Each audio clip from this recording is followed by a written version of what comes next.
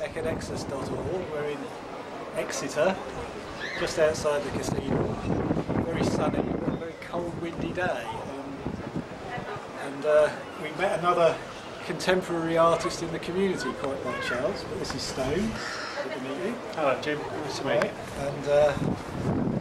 And Stone's here. He's got a story to tell us. I don't know what it is yet. I just know he's got a story to tell us. Kasha's here because the International Women's Art Group here today. It's in solidarity with Occupy Exeter, who are in solidarity with Occupy various other places. I'm here occupying Spaceship Earth, is the way I put it. But why are you here today, Stone? Yeah, I'm here to show some solidarity with the whole Occupy movement. But I'm actually going to become a part of this in a few days' time. I'm going to be evicted from my rented home in Crediton on Wednesday. So I shall set up for one day the one-man Occupy Crediton movement, and then I'm going to come here and become a member of Occupy Exeter, have my tent set up here with all the others. So you'll be a permanent resident here from then. Do you want to tell us why you're being evicted? I mean, is this you haven't paid the rent, or not that simple? Not quite that simple. I've been in a flat for 5.5 years, and it became clear after a while that there was a level of damp and mould in the place, and I'm a chronic asthmatic, so it was severely affecting my health. So I approached the landlord about getting something done about that, and he basically didn't want to know. He was in complete denial. So I went to the Devon Council and got the environmental health officer to come out, and they basically said that it was there was nothing that they could force on the landlord because it was a problem of condensation. So I suggested perhaps that I could volunteer to stop breathing in order to solve that, but of course nasal gestures. Yeah, it's not quite acceptable. But yeah, this is part of the whole thing to me, that where capitalism is failing us big time. It was inevitable because it's based on a premise of infinite resources, which we all know isn't the case. There are finite resources in this world, so capitalism was doomed to failure. And what we're seeing is people desperately clinging on because they don't know what else to do. And whilst none of us have a specific answer of what to do, what to have in its place, we know that the first move has to be to literally tear down the existing order before we can start afresh. And so this is what I think the whole Occupy movement is about. It's about the failure of capitalism, and a lot of that is due to the enormous gap that's appearing between the wealthiest, it's well known now, the 99% and the 1%.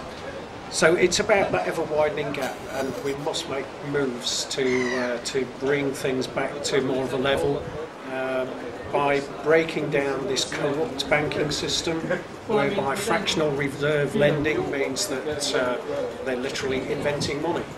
So whenever anybody printing it, yeah, exactly. Money is a human invention in another sense. It so is. I'll get on one of my soapboxes. This is yours. But Yes, yeah, but that's what it's about, and we're all recognising that that this is no longer serving people in general. It's only serving a tiny minority who already think they have all of this power because of their wealth. Personal power and personal authority is something that we have to take back.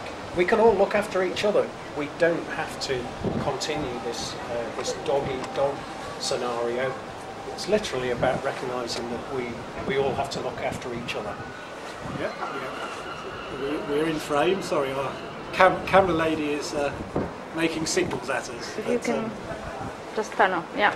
Great. So going back to your personal story a moment, off that soapbox for a minute, we'll get back on it, I'm sure.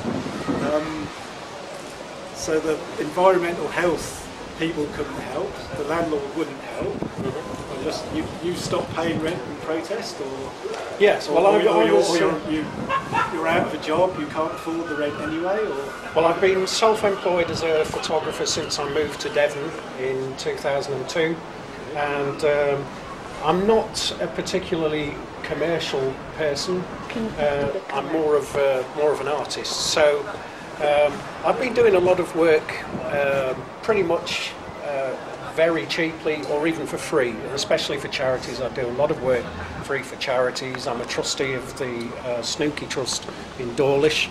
I do a lot of work on the music scene for young and new bands to try and give them a hand. about that as well. So artists in general, I support them. I'm not. I don't do corporate work anymore because I disagree with the system.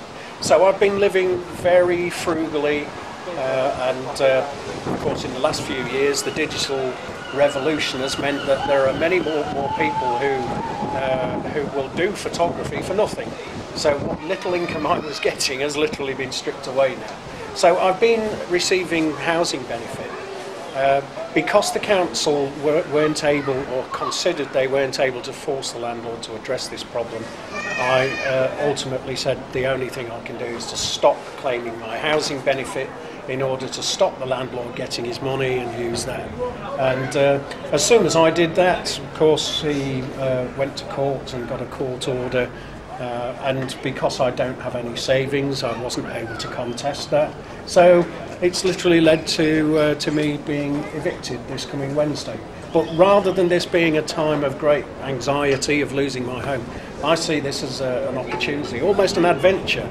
The world as we know it is changing, and that's because we're all being catalysts for this change. So this is me trying to walk my talk.